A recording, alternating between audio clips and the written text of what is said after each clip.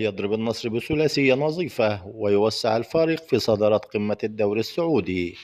حقق فريق الهلال فوزا كبيرا على الغريم التقليدي النصر في مباراة القمة التي جمعت الكبيرين في منافسة الدوري السعودي في الجولة الخامسة عشر،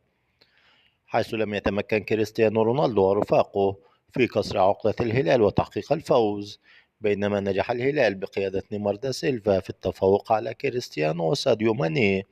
والفوز بثلاثة أهداف دون مقابل في مباراة القمة في الدوري السعودي.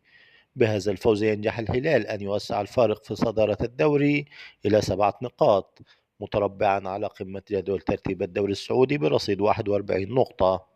بينما يبقى النصر في المركز الثاني برصيد 34 نقطة، ويأتي الأهلي والاتحاد في المركز الثالث والرابع في جدول ترتيب الدوري. ليواصل الهلال الانتصارات